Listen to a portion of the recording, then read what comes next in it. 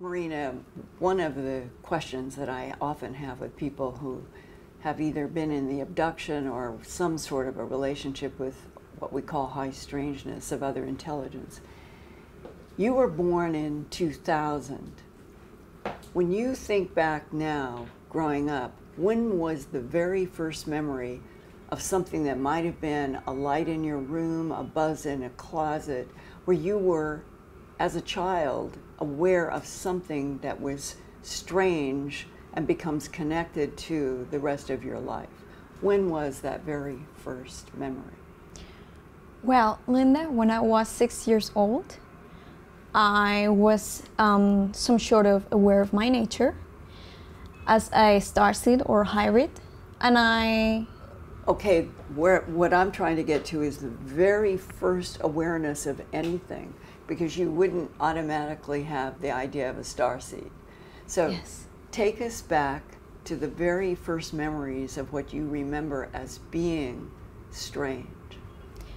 When I was 5 years old, I told my parents that I was not from this planet, that I came from another planet. And they will ask me, well, how did you get here? Laughing, you know? Right. And I said, too serious. I teleported to the womb of my mom. And at that moment, they become serious too, because how a child will be so convinced about that fact. But what were you seeing in your mind's eye that convinced you that you were from another planet? I was aware that I had abilities, psychic abilities, that other people didn't have. Like I will use my intuition to find objects. I will manipulate the weather as I want it. And I will have dreams with extraterrestrials that to me felt familiar enough to not be afraid of them. Okay, now that's the area that I'm asking about. What was the very first dream that you remember? At what age? And what were you seeing in the dream? The very first conscious dream, it was when I was a child, but I was not able to interpret it correctly. So I just thought, well, these are some beings, but I didn't thought these are extraterrestrials, and I didn't know the story, What were you seeing in the dream? I was seeing ETs of blue skin. Blue skin. Yes. And when you say ETs, did you know as a child that they were extraterrestrial, or? No, I didn't. I thought they came from another planet, yes, but I didn't thought about them as my star family. But why, as a young child, would you even think of extraterrestrials? What did you say to your mom and dad about your I was dream? obsessed about it, and I didn't know why. And the blue, what color blue that I would know and you would know? Light blue. So you remember having dreams from, say, age 5 on, trying to talk with your parents about dreams in which you were seeing something that wasn't human, but you didn't really understand what it was. How long from age 5 did you live with dreams? And then when did it transition into something that was telepathic? Can you tell us from age 5 on what was progressing and what was happening? So until 15, I was completely unaware of the whole phenomenon, what's going on Earth and Earth history. But I had this knowing of my hybrid nature. But you were just having dreams as a young child about these other beings.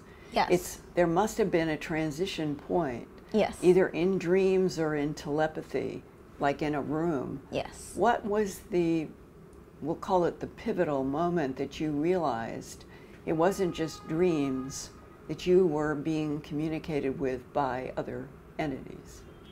So the dreams stopped when I was growing up. I forgot a little bit about this, and I continue my life normally as any other child. Of course, having psychic experiences, but not in communication with these beings. But at age 15, when my first memory came about abductions, and I started to become visited by extra-dimensional beings and have downloads of information. That's the pivotal point in which everything started to come. And what's important is, at age 15, compared to the young 5-year-old having dreams, what happened? Was it a physical interaction with you in your house? How did the first relationship where you knew that you were dealing with something that was from another planet, how did that start?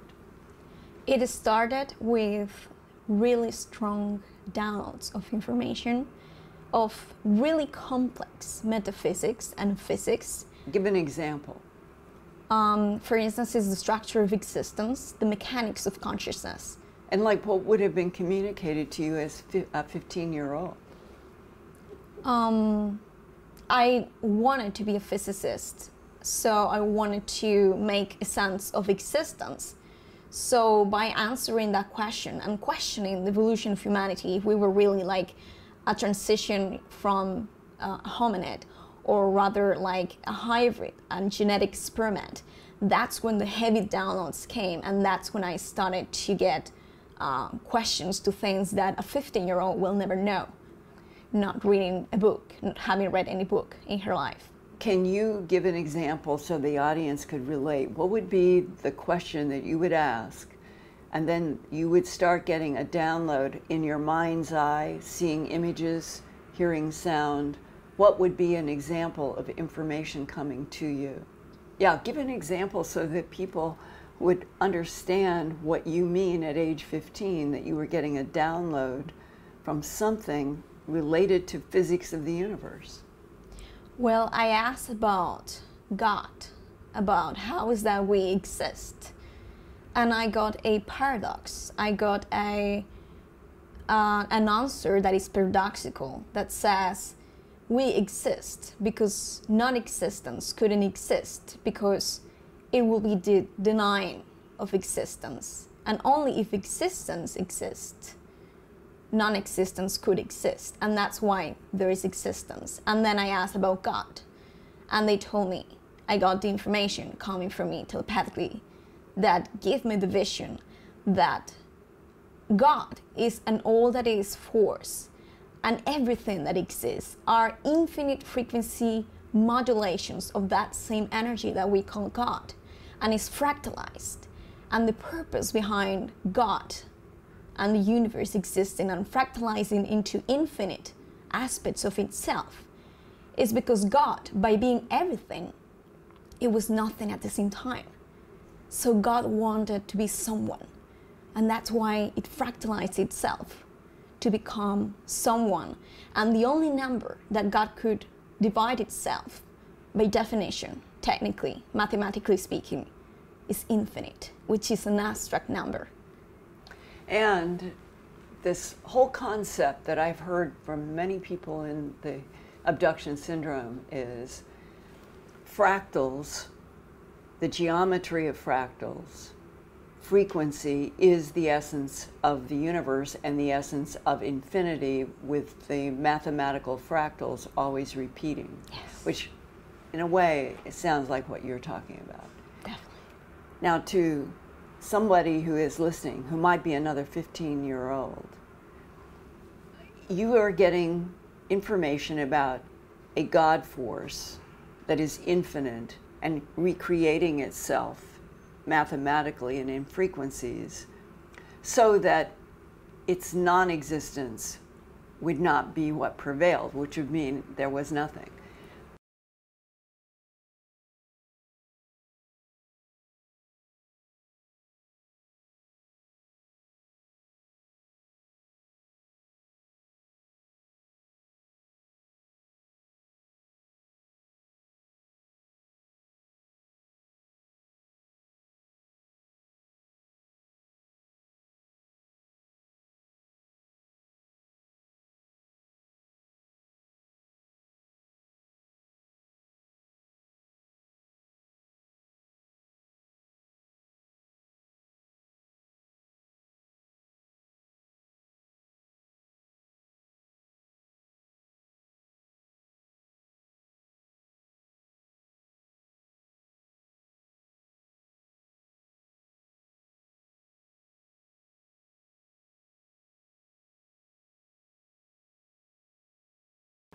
today we're talking in 2022, you're 22 years old.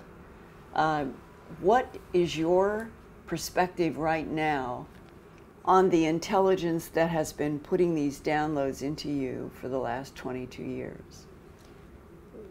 I have to say that I will divide that collective in two. The ones that are not agenda-based, which are all about experience, for expansion, for spiritual expansion and experience, and the ones who have an agenda, that unfortunately have been the ones that have been manipulating and controlling deeply the awakening of humanity and all these scenarios. And which type would this be and why? My personal experience ranges from the agenda-based, the very agenda-based, and the non-agenda-based. So I have a mix, a duality of both of them. But what would be the agenda of those that are denying their existence to humanity? You mean the people who deny they exist? Right. Yeah. What are those entities? What are they like? What do they look like? And why are they denying information? Well, what kind of information are you asking? Maybe I misunderstood. I thought you were saying that you've got telepathic download from beings that are trying to show you the essence of God frequency and why the universe exists. Yes. And that then there are others that are trying to block that information from humans. More than blocking that information, they are using it for an agenda. They're controlling how it gets to people. What kind of information gets to people's consciousness and subconscious, which is the most important part, to then apply an agenda to that? Well, I think a lot of people, especially 22-year-olds watching, they would want to know, how do you interact with these other intelligences? Are you taken in a beam of light into a craft and facing and getting telepathic downloads?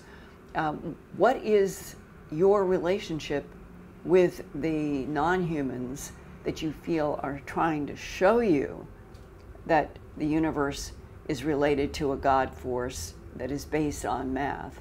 I mean, how does that work versus others that are trying to block? I think that I'm hearing from you, there are those that are giving you information, and you're aware of others that are trying to block all of humanity from knowing the truth. So what do they look like, and why are some trying to communicate and others trying to block? We need to understand that. So the beings that are responsible for my downloads, that explain to me all these dynamics and the structure of existence, are called Anunnaki, but there are various kinds of Anunnaki. Those specifically are blue-skinned, and they have a connection to what we will call the Celtic people from Earth. They are connected to specifically one important civilization from the past that they call Hyperborea. And they taught me history and their background. And the Hyperboreans. Yes. And their connection, the Anunnaki, is a word that the world knows from ancient history.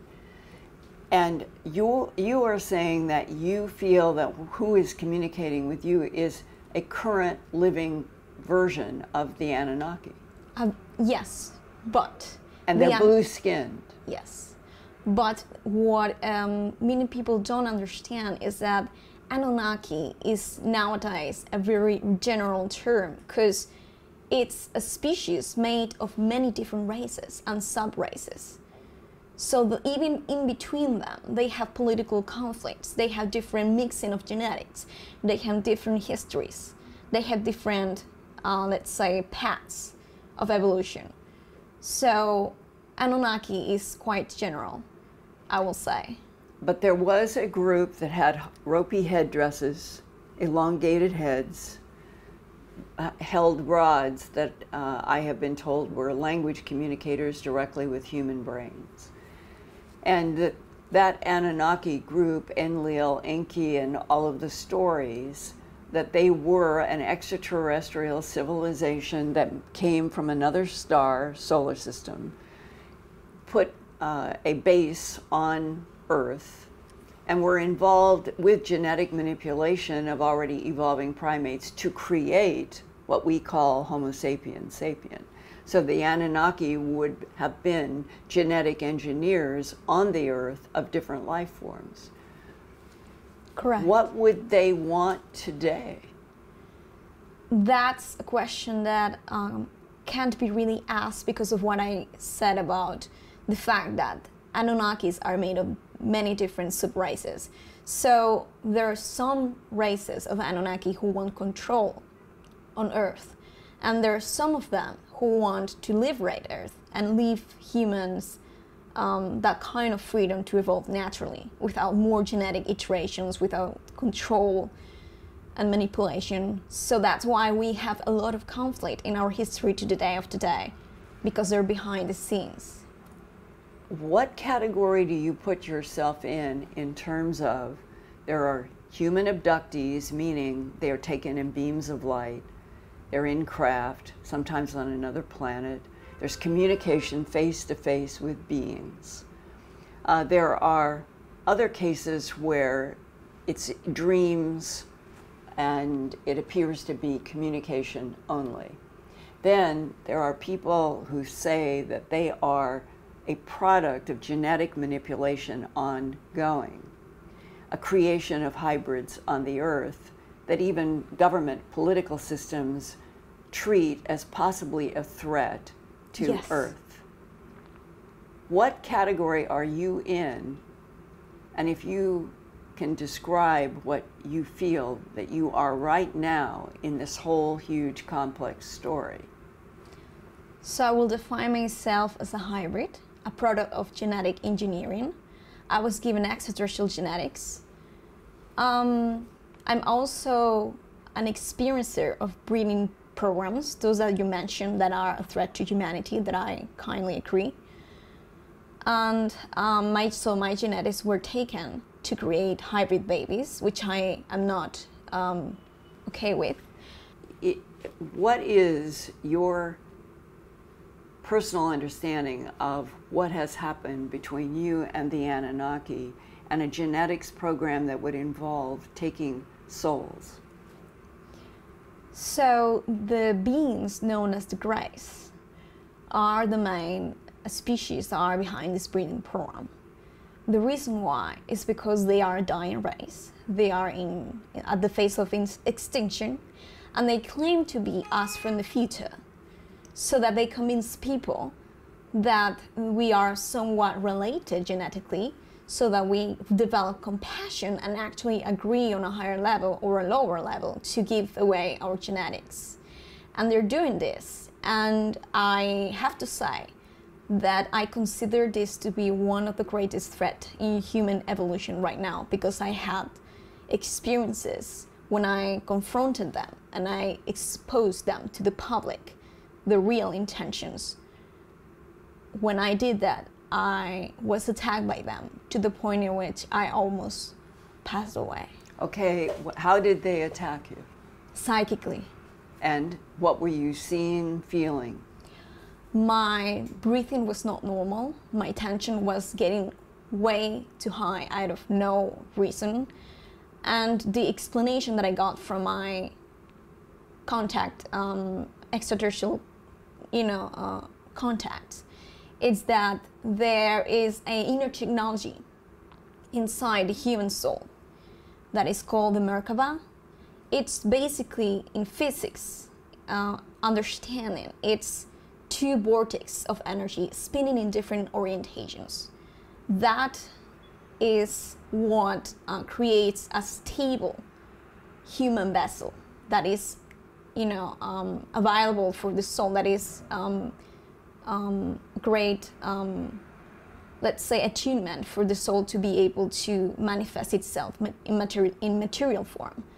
When it spins into different directions, when it is manipulated and it's not balanced, illness, sickness, and even death can occur.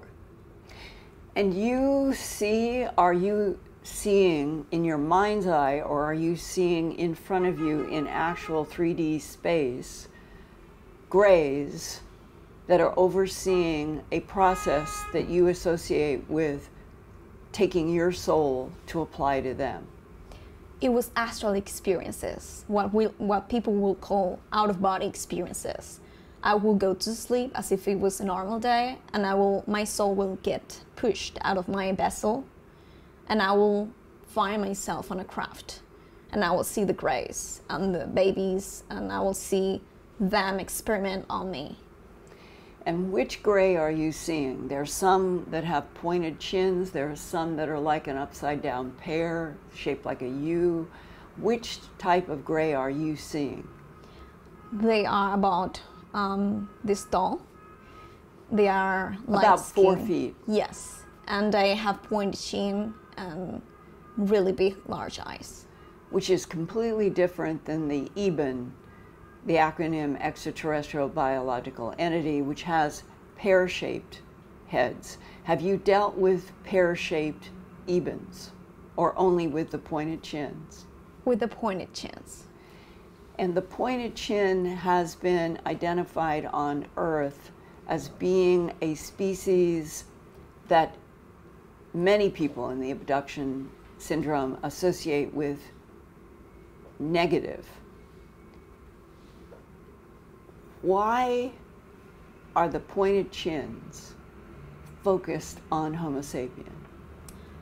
Because they want to impose their genetics on this planet so that they can be introduced energetically, because everything is about frequency and vibration, but mostly DNA, which is a program. It's basically frequency patterns. It's physics. So if someone is able to control the frequency patterns that are programmed within the DNA structure of one species, that collective blueprint, they can insert themselves. They can manipulate the evolutionary course of that species. Now, I'm assuming then that you have information about what our government of the United States is doing to block the frequency manipulation by the pointed chin grays. I have had abductions, military abductions, in which the beings that were inside the craft, which are government people, also helped me save my life and helped me get away from these scenarios and attacks from the grays. Did you feel like you were talking to a normal human in military dress? Yes, and they also communicate through me through an etheric implant that was placed in my head, and I often have communications with them. Can you give what you remember of the communication with the first military person that you had interaction with? The first interaction, conscious interaction with this military group was when I recovered my memories about my, let's say, experience in what people call the secret space program, or the Dark Fleet, which is the Nazis and the German space programs. That was the first time that I came in contact with groups that are factions within the SSP, the Secret Space Program, but that has separated and are no longer on the same, let's say, mission or agenda, and help me, recover my memories, and also they help me save my life from the grays. Well, let me ask you a historic question. Adolf Hitler, leading up to World War II, talked to people about the fact that he was working with extraterrestrials from the solar system, Aldebaran, that sun. Correct. And that they were blonde, blue-eyed, and that he was going to, in the war, make it possible for the Aldebaran, blonde, blue-eyed beings to help him and then to take over the world and get rid of what he considered to be a reptilian presence on the earth. That was in the 1930s, leading up into what we all know as World War II in the first 5 years of the 1940s. Has either humans or the pointed chins showed you actual images of beings that were blonde, blue-eyed, and explained were they from the Aldebaran star system, and what would be the current, I guess you would say, status, lay of the land, of those blonde, blue-eyed extraterrestrials who communicated with Hitler, and we know what happened in World War II. Are they still a viable entity trying to take over the planet Earth today? Yes, that's correct. I got contact from the beings from Aldebaran. They told me telepathically in an astral experience. They took me also out of my body. They said, you have connections to us because in 1 or 2 or 3 incarnations, I don't remember how many I had, they said in general, you were one of us. You were a being from Aldebaran. You have parallel incarnations as one of our species. And they told me also that I had 2 incarnations in that period of time in which, during World War I and World War II. In one of them, I was a medium lady who was part of a really famous society that started the whole thing, the contact with the beings from Aldebaran. I was a real medium. I channeled those extraterrestrials. Do you mean the Vril Society? The Vril Society. And the Vril, V-R-I-L, became the names of the alleged UFOs being built underground in Pienemunde by Hitler. Correct. Do you know information about who was exactly creating those Vril machines? Sure. It was the German military. And in fact, there was a conflict because the Draconians, the Draconian Empire, knew the plans of the Aldebaran people and they wanted to take over, and that's when the Nazis became, became what they are to the day of today. They started to, they created the genocide of thousands of lives, and they started to become more aggressive and take a different path from the original mission, because many of them were actually manipulated from behind the scenes in the astral by these draconian entities or species. And that's when they split. And Maria Orsic, who was the principal medium of that society, a blue-eyed, blonde-haired female. Yes.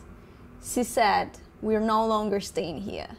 And she left and went to Aldebaran because they observed that they were taking a different path and they were being influenced by the draconian people. And the ones who were influenced by these draconians, these reptiles, they are the ones who are now called the Dark Fleet.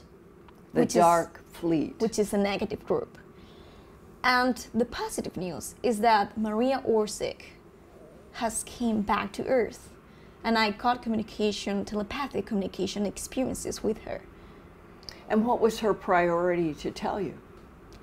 Well, in my other life, in that period of time, I was an SS general, and I happened... During World War II? Yes, and I happened to be her lover. And what was Maria Orsic's, I guess I want to say, what was her priority in returning now to the Earth in this timeline? Help humanity's ascension. And how do you see that occurring? I see that they are working with the group of the Germans, of the Nazis that didn't take the bad path, let's say, and became a breakaway civilization, or even what we call positive secret space program groups or factions, because they exist and they are working with the good extraterrestrials. Some of them are in inner Earth, some of them are in Antarctica, some of them live in ships or in other parts of the solar system, and they... What about Mars? Yes, Mars, unfortunately, is a place that is utilized by the Dark Fleet a lot, because in some of my regressions about my SSB experiences, I saw myself working as a super soldier slave in Mars laboratories. So I don't think that the good Germans or the good Nazis are actually there. And that the overall priority is to do what? From Mars to Earth to Aldebaran, what is the main goal? Of which group? The positive? All of them. What is the conflict about? What are the current Aldebarans, Anunnaki, what is it that they want? What is the group on Mars? What is at stake here? Well, the Dark Fleet, the ones that are collaborating with the Draconian Empire and the Orion Empire, they are basically, their plans are basically creating a race of super soldiers that will have the psychic abilities, mental abilities, physical abilities to become what they call Aryan or superhuman, Übermenschen, and basically use them to take the world. To take Earth. Yes, and the positive ones have the agenda of liberating humanity from that reptilian presence. What is it that the reptilian presence wants from Earth? What is their priority? Well, they are they are species, they are beings that are from different densities of consciousness. Density of consciousness, a higher density of consciousness, means that they have more reintegration with their higher mind, more dimensional depth as to the structure of existence. But it does not mean, though, that they have a more positive state of being necessarily. That has more to do with the soul development, with the heart space.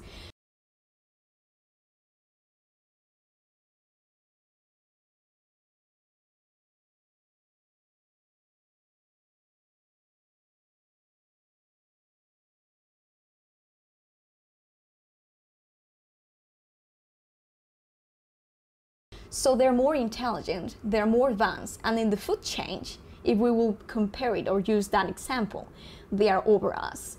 So they need to feed to energetically and animals because they are lower density than us. They have less energy.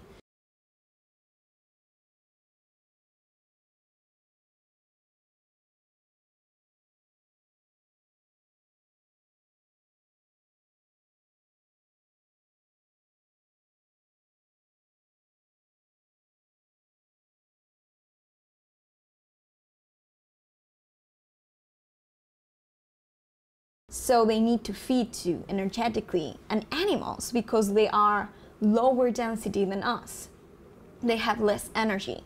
So instead of feeding from their energy, they feed from us, humans. But it seems like that there are two main arenas here. Yes. There are physical extraterrestrial beings in different solar systems, and that some of them want to claim the territory of Earth as theirs so that they could run operations here. But then there seems to be a whole other perspective that gets into why the hybridization, why the tanks on UFOs with babies, that there is some goal by some form of the Greys to have interaction with souls. So you've got soul activity and generation of bodies by Greys, but you have also this issue of claiming Earth as territory. And it's not really clear what is the reason that any of them are fighting each other over claiming Earth as their territory. Because they have genetic connections to us. It's a repeating cycle from, I will say, millions of years in Earth's history, in humanity's history. So they all have some small tie or connection, or even higher connection to us genetically, because they became part of the genetic massive experiment of creating the human race. And so they see that as an open door, an opportunity of imposing their genetics by, frequency manipulation, consciousness control, and by doing so, they can take over the planet itself and control the course of evolution. But I haven't heard you talk about the tall whites in the Nordics, Yes. which military people and aerospace people tell me that we have, I guess, help would be the word, from tall whites and Nordics, and you haven't mentioned them. Have you had any experience with these 7 to 8 foot tall, color of chalk whites? Yes. And the Nordics that are blonde, also blonde and blue-eyed, making the whole complex who is who so difficult? Those are the ones that I identify as Aldebaran beings. The blonde, blue-eyed. So the ones who contacted me and tell me that I had incarnations as one of them, those were tall, white Nordics. Okay, their Nordics can be 6 to 7 feet tall with blonde hair and blue eyes. The tall whites are a completely different order. They usually are at least 8 feet tall by the time they interact with humans. They are the color of chalk. Everything is white. The hair is white, the skin is white, their clothes are white. And their eyes can be a pale blue, but they are a distinct order. But it doesn't sound like you've had any interaction with them at all. And it's hard to understand the geopolitical complexities of what is happening in Earth historically and currently if we actually do have help from Nordics and tall whites working directly with our aerospace and military versus pointed chin grays or Ebens or Aldebarans. It would seem that there is some kind of discrepancy between saying we're getting help from tall whites and Nordics, but you're describing a whole mixed group that they want territory and they want souls that is not ascribed to these others. It's that complexity of agendas that don't make any sense. The Aldebaran beings are actually the blonde, blue-eyed entities that you are describing. Can we just wait a second? Yes. Okay, we can start. They are not related to... Start the whole sentence, okay?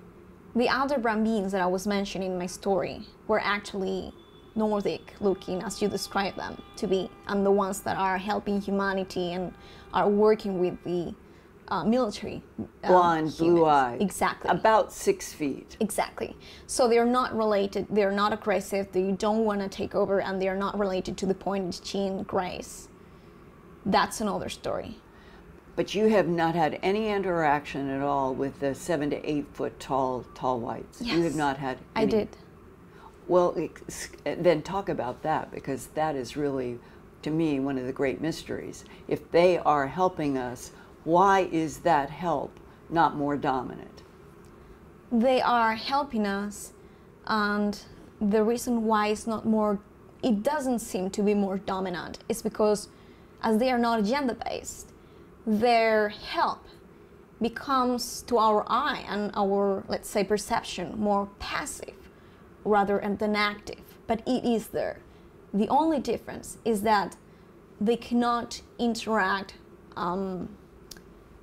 with us on the level that we expect them to do, because that will be crossing the line of one big universal law that says that species should not interact with the evolutionary course of other species, because otherwise they will take away their ability or opportunity to grow spiritually and in consciousness. But in contradiction to that are the pointed chin grays. Yes. That are interacting with creating genetic hybrids, are trying to hijack souls.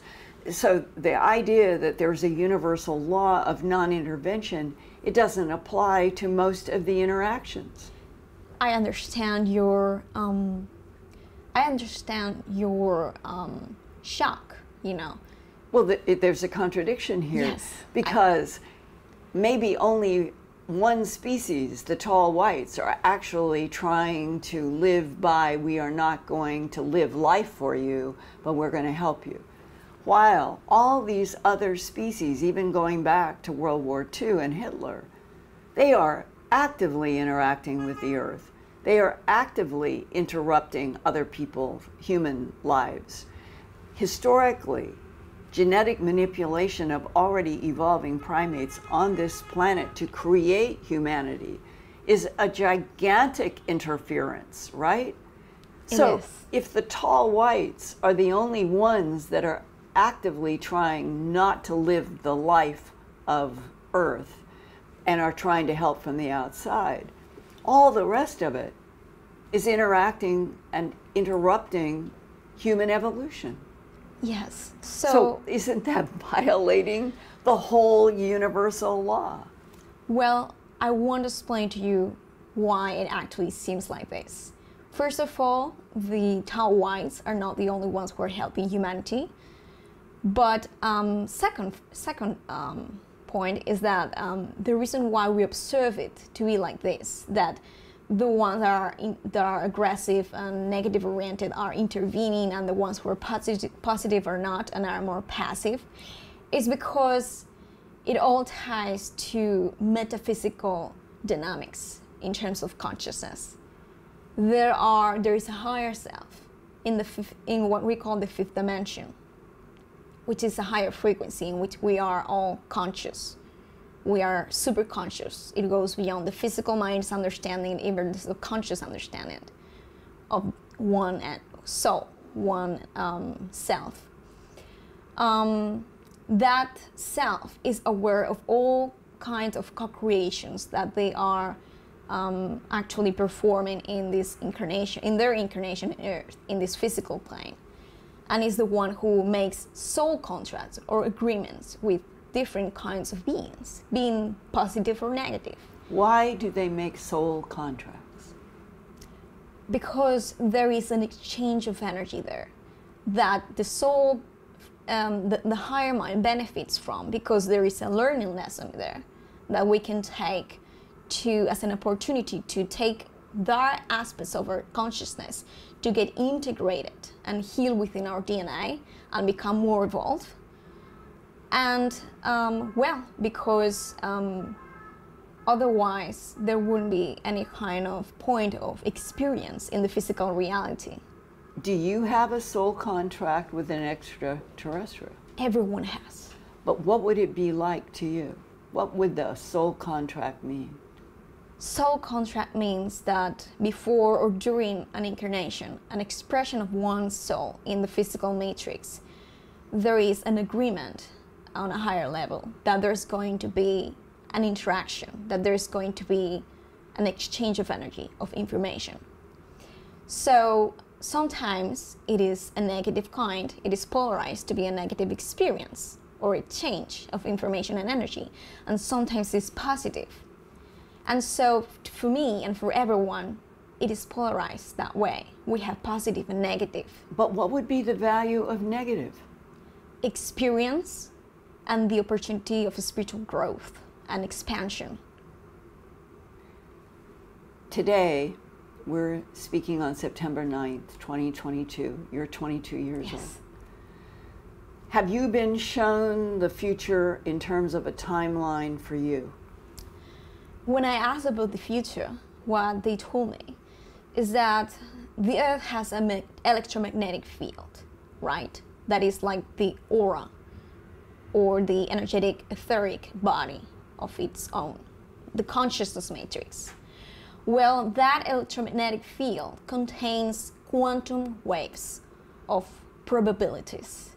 They told me that the ones that are stronger are the ones that are the highest probability of manifestation in terms of physics into the physical matrix. And that's why people seem to read the future, to have that ability, because they're reading the strongest waves of quantum probabilities. But they told me that they're reading physics. They're not reading a factual event that is going to happen. It's not determined. It is a probability. So Well, nothing is fixed yet. Right now, I would say from 2020 to 2022, I've talked with dozens and dozens of people in the abduction syndrome. They can have positive or negative events, but all of them sense that we are headed toward some kind of huge depopulation of the Earth human population. Have you been shown or encountered any information about what is going to happen between now and 2030? Sure. So they told me that the Earth has its own consciousness, and it's shared in an interval with all the consciousness, individual consciousness, that of the beings that live in it, in its ecosystems. They told me that the Earth has decided that it's going to move into a higher density, a more, let's say, evolved state of consciousness. Like a fifth dimension. Exactly. But the Earth itself, you're saying, has a consciousness, and that the Earth itself would try to make a dimensional move, as opposed to all of these conflicting entities, good, bad, and in between, that use Earth as a laboratory. Wouldn't they have more impact on what was going to happen? Actually, the negative interactions taking place are part of the process of getting to that high level of consciousness. Because consciousness, there's only consciousness. And what is unconscious is disintegrated, is what we call darkness, which is the narratives of conflicts and, negative interactions. That part is consciousness too, but it's unconscious because it's not integrated into balance, into a state of harmony with the self. So once that unconscious aspect of our collective, of the Earth, of the population of humanity, gets integrated and aligned with source, with balance, then it's when we will make that quantum jump to that higher density of consciousness. So it's part of the process. And don't you want to sometimes just yell at the universe, why? Why is there conflict, death, dark? Why is the pulse of the yin and yang seemingly dominating a universe in which it would make more sense if the thought that dwells in the light were in total control, if there would not be any darkness or hate or war? Why is this not a peaceful universe from beginning to end? Because polarities. But what creates the polarities in the first place? Polarity is not a division of one element. Polarity is the disintegration of that unified element in the first place. So let's say that they create each other so that the one entity may be a being, a self, a soul, or a collective can make sense. Because without one aspect of it, being it the negative pole, or the masculine, or the left side brain, the logical, the other one will not make sense. Let me explain with an example. If you look at the universe and you think of the idea of that there is a structure, if there will only be structure without meaning, without content, then structure wouldn't make sense, wouldn't exist. Because what creates that structure? What is creating? It will be nothing, so it will not exist itself. But if there is meaning, creative meaning added to that structure, then the structure makes sense and it is named a structure of something. It will be the same with meaning. If a meaning has no structure, it cannot make sense.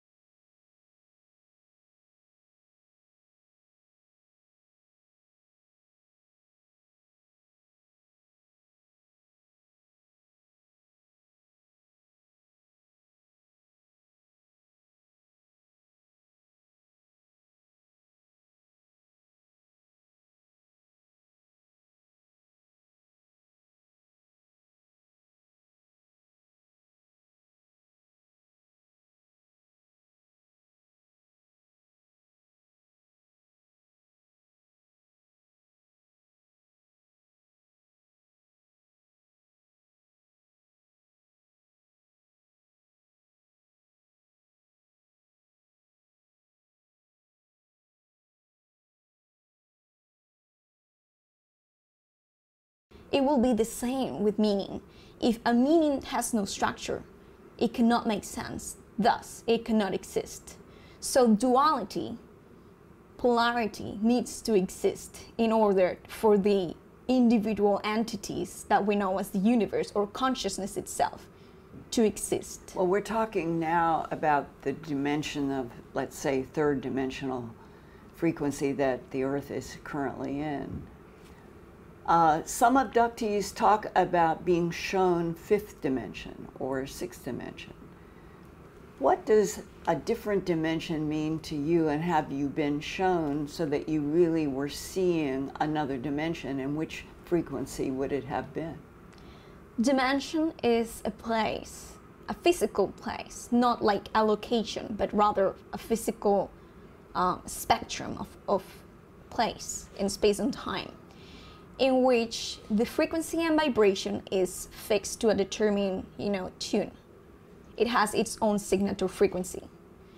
So when many people say that we're going to the fifth dimension, they're making a mistake, or they're misunderstanding a little bit the concept, the metaphysical concept. What we're doing is transitioning towards the fourth density of consciousness. Density is about state of being. It's about the evolution, the awareness of one consciousness, dimension. It's a frequency, right? Yes, it's a state.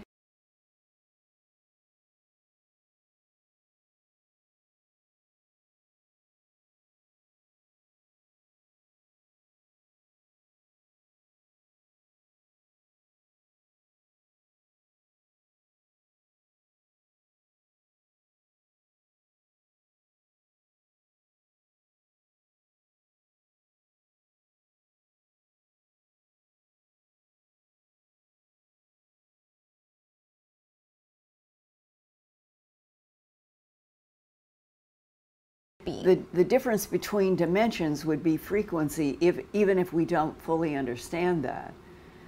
That if we went to the fifth dimension, we may not be able to interact with anything in the matter world as we do now in the third dimension.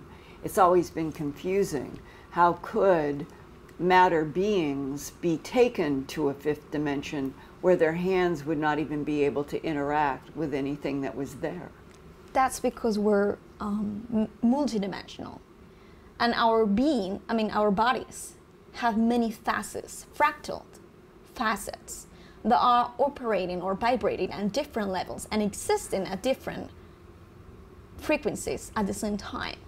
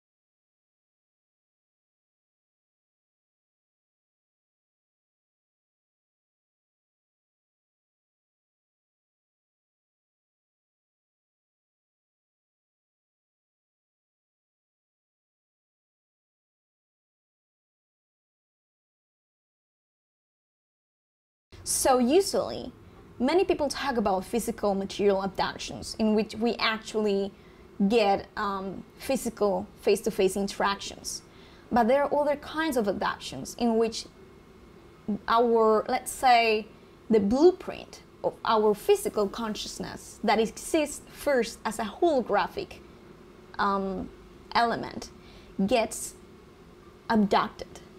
So that way, the information that gets exchanged gets directly towards the physical consciousness without necessarily having to take the materialized, crystallized form of the physical consciousness itself. If the whole dynamic of the universe, let's say maybe the universe is 12 dimensions, and we're in third, and we hear about fifth, sixth, it doesn't really, I don't think, register with human minds, because we're in a matter world experience, and when we put our hand on a chair, it doesn't go through the chair. If we suddenly were in the fifth dimension, our hands might not be able to interact with anything, and there's that effort to try to understand what are other dimensional existences, and why do beings that interact with you and others, why do they give impressions where people will say they were trying to show me a fifth dimension or another dimension, and other humans just don't understand that at all. But in that context, to me, one of the greatest mysteries of all Earth history, who really are the avatars? The Krishna, the Buddha, Christ, Joseph Smith to the Mormons, Muhammad for Mesopotamia. Who are they really? And how do they fit into this idea that we're in a universe that is polarized between black and white? The yin and yang symbol is the metaphor for this universe. And yet there's communication to military, aerospace, and people in the abductions that there are other dimensions, and that eventually this planet might end up in a fifth dimension. But what are the avatars?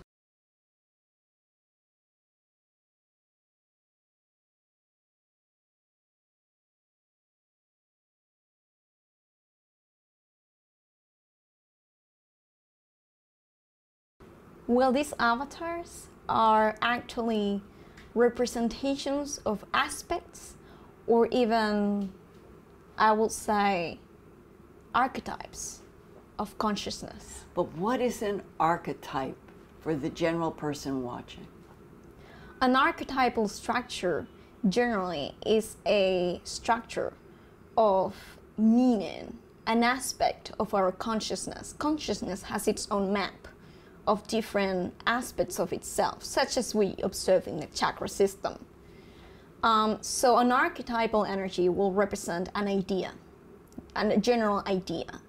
So that is combined even of many different ideas, like in a fractal system.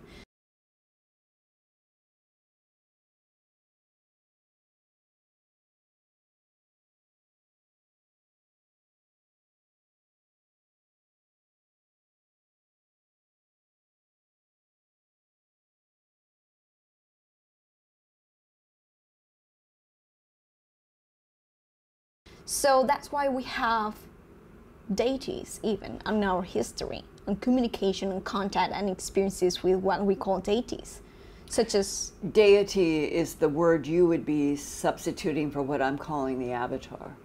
But the avatar, to me, it is a closer word, because avatar is supposed to be a representation of a spiritual and matter entity, both.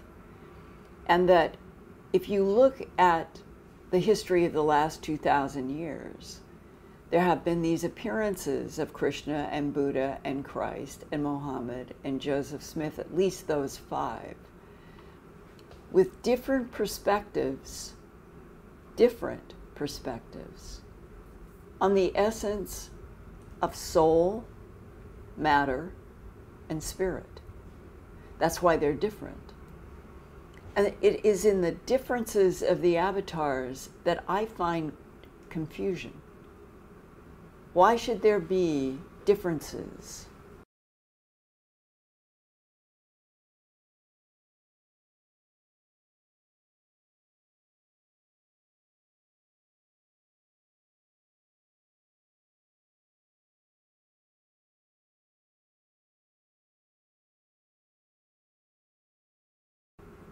the large mind with a capital M, the thought that dwells in the light, if it has a singular goal to annihilate all that is negative, that souls, all souls throughout infinity would choose to come back to the light, always.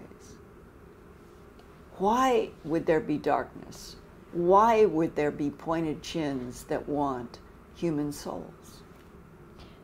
Well, avatars are actually representations of not just one archetypal energy, maybe, but rather many kinds of archetypes and even consciousness that are behind the co-creation of the incarnation and the life, the channeling of information of that, or the sharing, the public sharing and giveaway of information and service to that collective. What would control the coming of these different avatars? What will control? Yeah, why, from where, at the times that they came, why would the avatars be inserted in the timeline of Earth at any point? What would be making that decision? And what would be the goal of the avatar? It will be the collective of the humanity itself. What would be inserting the avatar? It will be representing aspects of consciousness, such as Christ consciousness. What we call Christ consciousness is the consciousness that is aligned with Source. But what would be deciding when Krishna would be inserted, Buddha would be inserted, Christ would be inserted, Muhammad would be inserted, Joseph Smith? Is that extraterrestrial control, meaning other entities in other solar systems, or something else? It is usually our collective system on a higher level, making that agreement altogether. Something tells me that this is a question, though, that you do not have an easy answer to. None of us have an easy answer. Because sometimes it's control, or sometimes there's an agenda behind those avatars, I will say. But many times those avatars are decided to be born and represent what they came to represent by the collective of humanity itself, that is operating on a higher level that our physical minds happens to be not aware of. So we cannot really tell from this perspective when we decided it, for what we decided it. So it's not an easy answer for sure. Right. Have you been shown, either by entities or in dreams or telepathic thoughts that put images in your mind, have you been shown the future, that you're on a timeline and what is going to happen that you see in the future?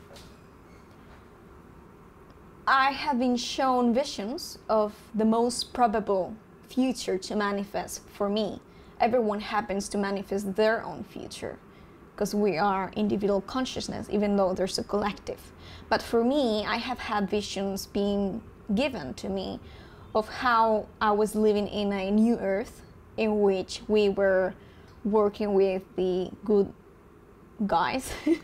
And they look like what in your vision? They have many different aspects. They have the Nordic look, for example, that you described. Blue-eyed, blonde hair. Yes, but they're also blue-skinned, ETs, such as the ones that are working with me. The government calls them teals. Oh, interesting. Yes. But inside the teals, or that description, many different races can fit into that description, so it's complicated, because there are many, many extraterrestrial groups and sub-races of a species, so we cannot just generalize into Nordics or blues, or there's a lot within them at the same time, so. And the bottom line, why has Earth been in so many territorial conflicts with ETs over who is going to control Earth? Because Earth is a playground, let's say, and a scenario in which many of the karmic cycles of energy or evolution of all the races that are part of our genetic makeup is being played at the moment. So they have great interest in what happens with humanity's evolution because we hold their DNA, their genetic information, so we are connected to their consciousness.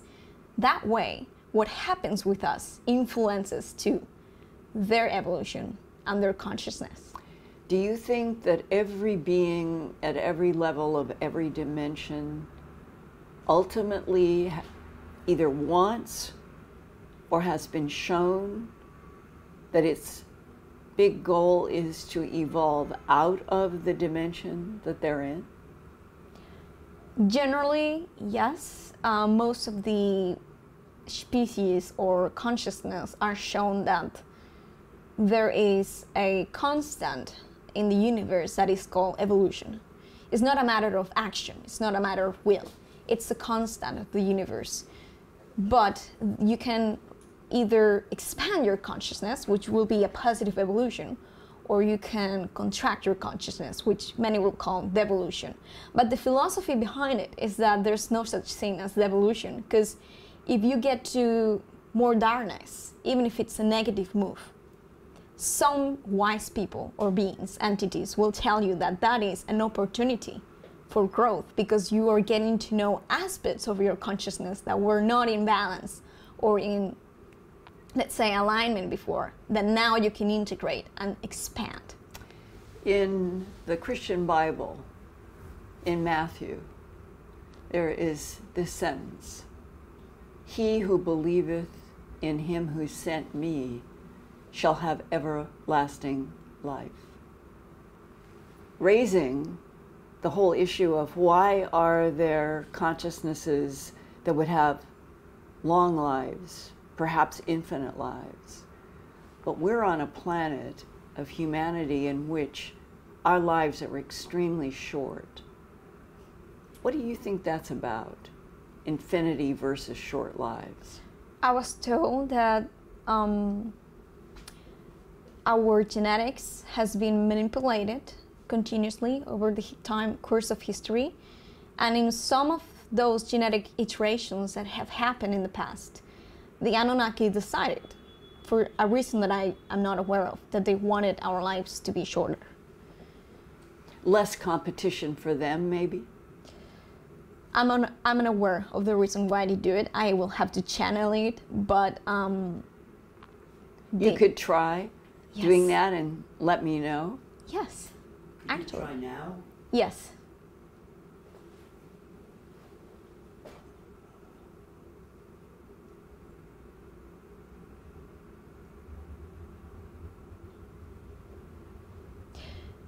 So they're telling me that it has to do with the idea of how the different aspects, multidimensional aspects of the soul, which involves the mind, the subconscious, the physical body, etc., the astral body, the other bodies within the astral spectrum.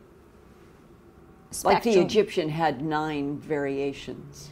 Yes, since they grow and expand in cycles of energy, which is directly connected to numerological patterns, they are hinting me that it has to do with that, with how we get to develop all those bodies, and when it's time to, let's say, finish our experience on Earth based on how we have developed.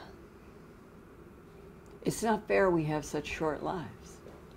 It is, but as I was telling you before, Maria Orsic, which supposedly was born in another century, she's still alive.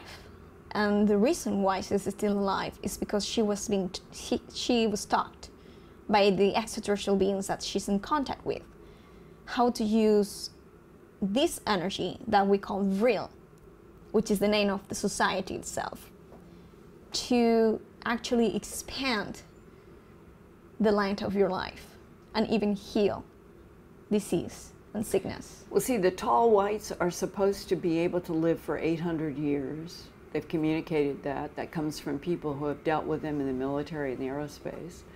And then I was told this intriguing fact, that even though they were made to live 800 years, and then they could manage solar systems better, that they choose to pass out of their body at around age 500.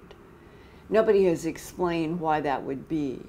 Have you heard of anything like that where there would be long lives, 800 years, but the beings themselves would choose to pass out of matter existence earlier?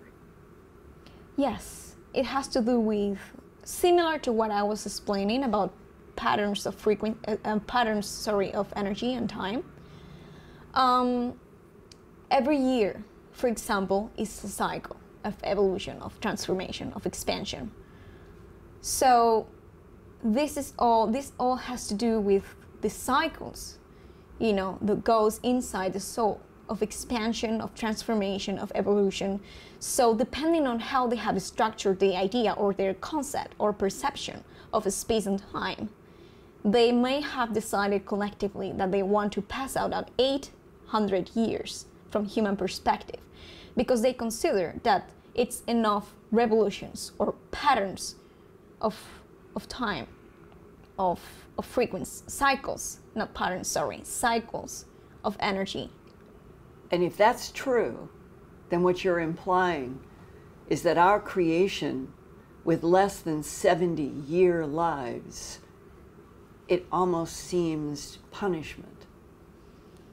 It depends on anyone, every individual's perspective, but yes, I think one should be able to live longer, but actually people like Maria Orsic is showing us that it is possible if we get to a point of enlightenment, or let's say a further evolution in which we're actually able to manage this universal energy that they call real, to extend our lives to a longer length.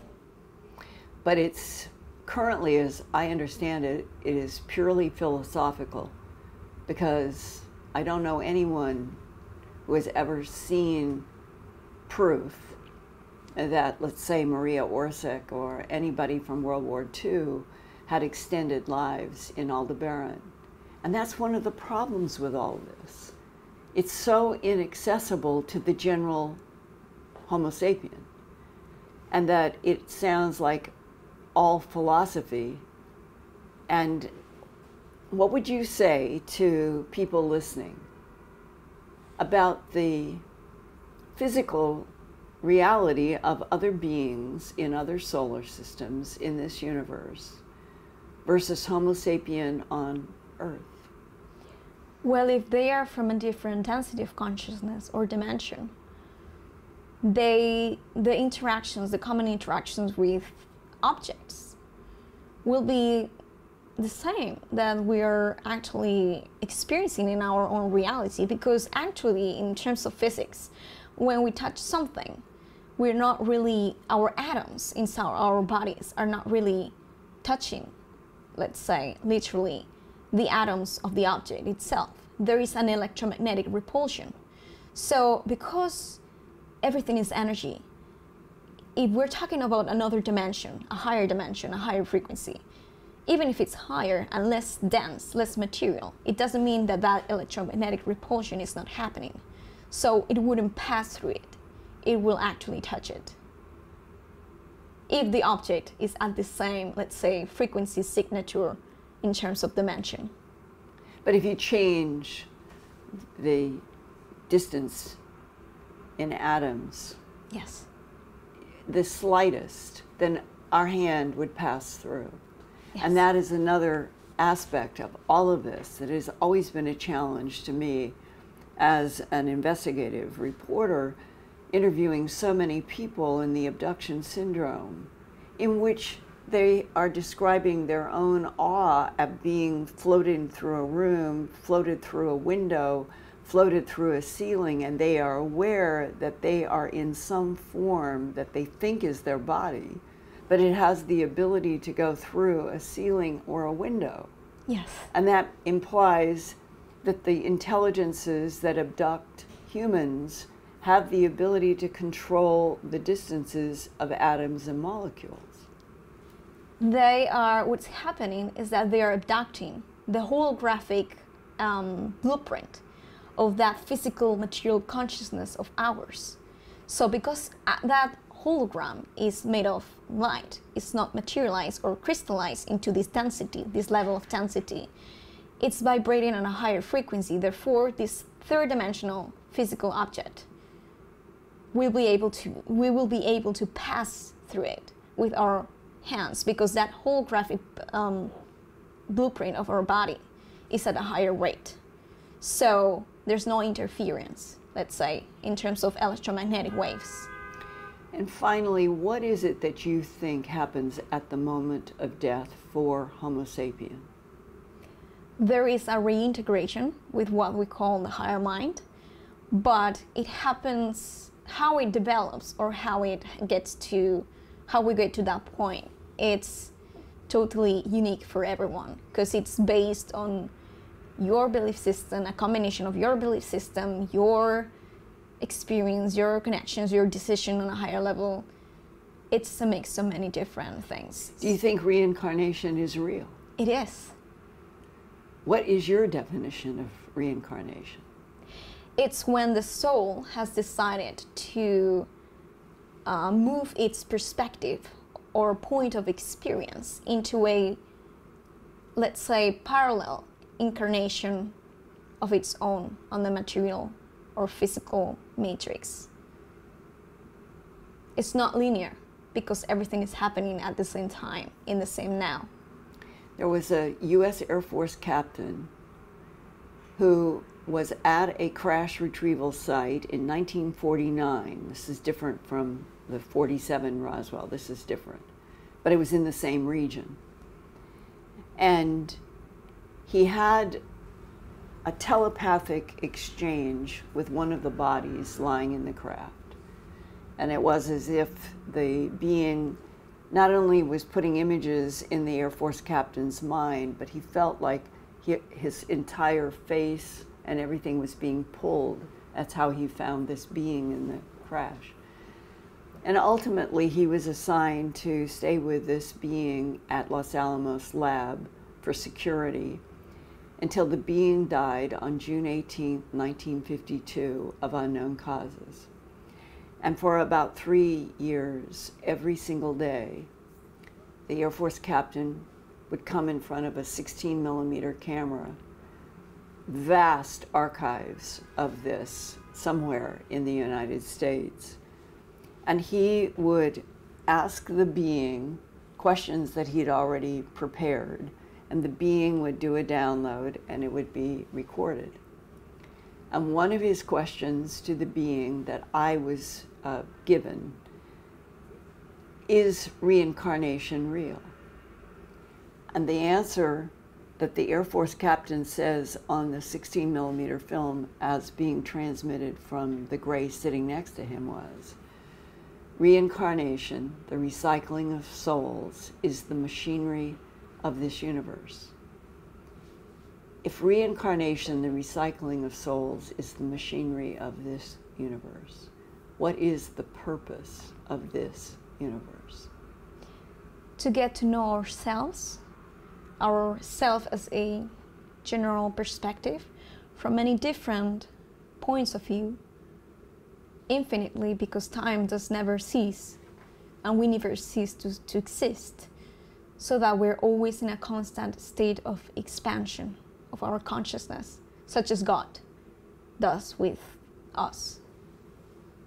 We are its infinite perspectives of itself, so that God knows itself from infinite points of view.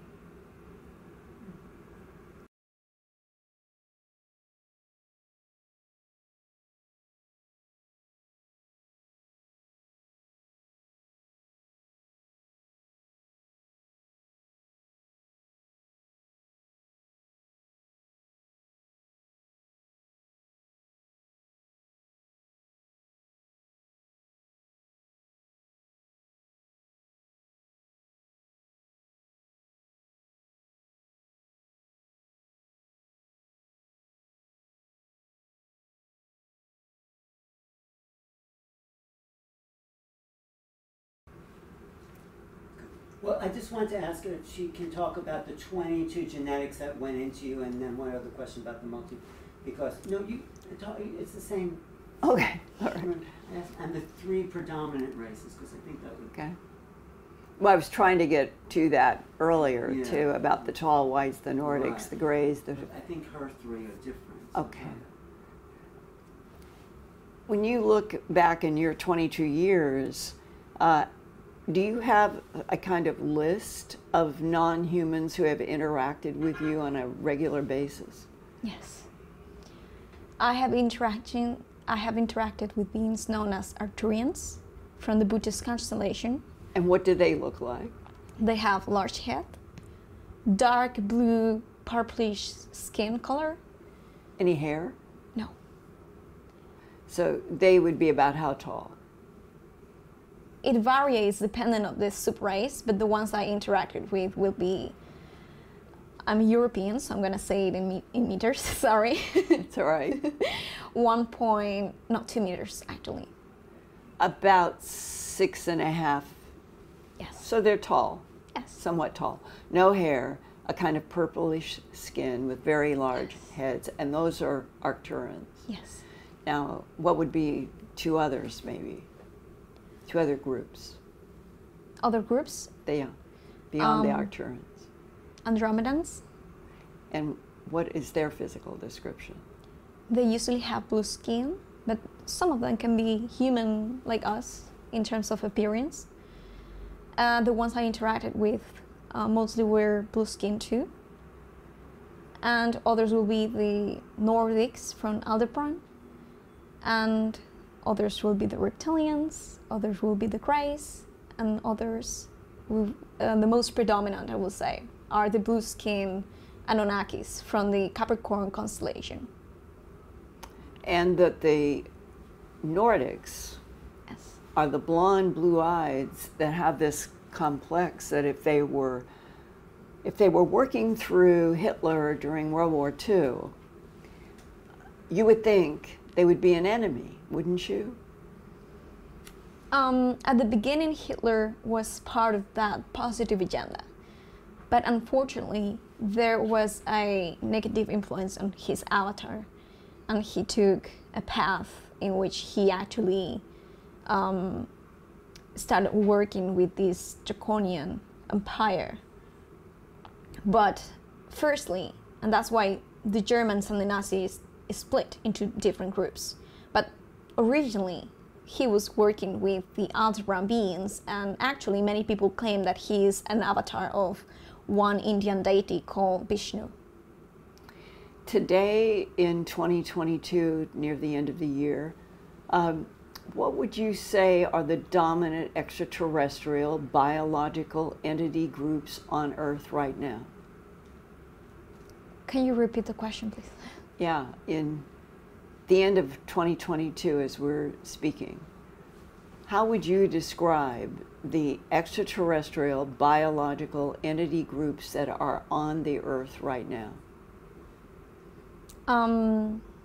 Some of them are human, very human looking and very inoffensive. Some of them are not human looking, but they take a holographic, let's say, appearance of a human body. They're using holoform holography. Exactly. But where would they be from?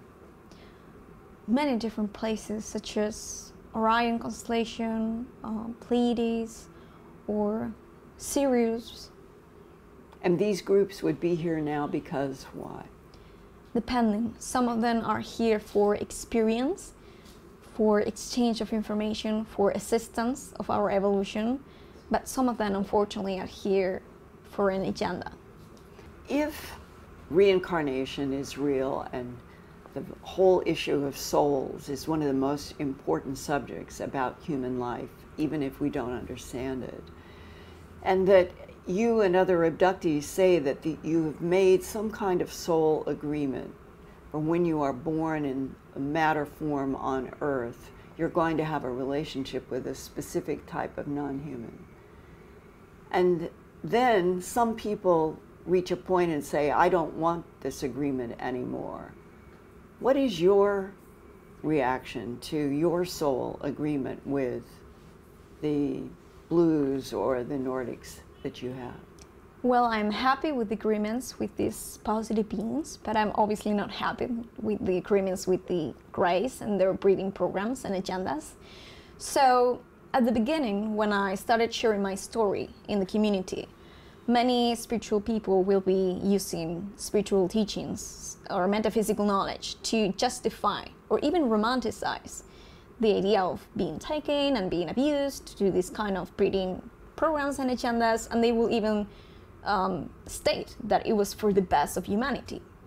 And so I decided that I do not want to be part of the Grey's breeding program, because I believe humanity can evolve naturally, organically, without genetic manipulation from one specific grey species. So there was a point in my life in which I said no. And so many people came to me and said, well, you made an agreement, you know this knowledge, you know that you on a higher level agreed to this, so there's a soul contract. Now you have to experience and grow past that and accept it. And I said no. You know why? Because we are in constant creation. We are creators. We are creator beings. We are in constant control of our own life. We are responsible for our own existence and our own creations and the creation of our reality. So we have the rights to say, I no longer agree with this agreement. I no longer agree with this soul contract. I want to change it. I want to break it. You can do it because you are sovereign, you're free, you are from source. Everyone is at the same level. Nobody should be on top of you. So I responded to them that actually you can't change it. It is possible because you are creator too. So there needs to be less spiritual bypassing in the community and more understanding that we need to get to that phase of rebellion as a whole species and say, we are sovereign, we can say no, we can recreate contracts in the now moment, because the power of creation lies in the now moment. Did you get a counter argument from the beings that you were making that presentation to? The Greys, for example. What did they do? They attacked me to almost death. And how did they attack you? I think I explained already before. It's when I told you. But fresh now. How did they attack you? They psychically attacked me with psychic energy that was being projected to let's say, interfere with the orientation of my Merkaba or my auric field. That is vortex energy that are spinning into, you know, contradictory directions, orientations, opposite orientations. So that made the physical body become unstable. All the health parameters become unstable and almost made me to dematerialize, to pass away. And what did you do? I got a download from my star family, my contacts, in which they explained me the whole dynamics of their attack and how to get past it and survive. And they said, breathing is the key to your survival, because breathing is how those magnetic, let's say, vortex of energies are always constantly in balance with each other. Breathing is an electromagnetic exchange with the medium. So I control my breathing, and by getting into a state of meditation and tuning into my whole auric field and vortex energies, I imagined and projected this vision of orientation and stability, and I managed to survive. Can I just ask, aren't you saying no from the 3D level and the spiritual bypass? No, well, you made an agreement on this higher level, and you're saying no from the human level, and that the higher dimension overrides the suppose this is the spiritual bypass. So what do you say to those people? Because you're saying no on the Yeah. human level. Okay. Go ahead. You can answer to me. Yeah. Yes. Well, interesting question. Repeat Yes. the question a little bit. Yes, they said that, it's true. They said, you're saying no in the lower level, in the material level, but you don't, because you don't understand that actually in a higher level you're saying yes. And I said, no. You know why? Because the above is the below, and the below is the above. That's one of the most known metaphysical laws in this universe, in this field. So when we get the desire to say no, to change direction, to change contract, to change orientation into what we are actually creating and manifesting in our physical reality, that doesn't come from the below just. That comes also from the above. It's also our higher mind coming through us, sending that information down to us. So there's no separation between the 5th dimension and the 3rd dimension. There is only a disintegration of perception, but there's no separation. We are always collaborating with it on a multidimensional dynamic. Except that humans have been abused for the last 45,000 years since that crossfade with Neanderthal in this way. We have never been told the truth about our existence in a universe with a myriad of consciousnesses and extraterrestrial biological entities. And that means then that humanity in its evolution from Homo erectus into a lot of different forms and coming up to Homo sapiens sapiens has literally been abused by denial of information about the evolution of soul. And until that is, I think, affirmed, humanity is never, ever going to be totally free to evolve. To be honest, what I've been told, a secret that not many people know, that I've been told about human history, that ties to that question, is that the fall of Atlantis was, let's say, caused on purpose, because at that level we were at the degree of being superhumans, which means that we were this close to becoming free and sovereign from those beings. But they twisted behind the scenes the karmic cycles of patterns that we contain within our DNA collective blueprint, so that we will become unstable and then be vulnerable for a catastrophe to be, manifested in our physical matrix and wipe us out and separate us into different directions. Some of them went to Antarctica and to inner Earth. And those are the beings that we call the inner Earth beings. They are our ancestors, the ones that didn't, let's say, split into different directions. And that's why they contain this wisdom, because they never lost it. And the purpose behind the ones in the surface being,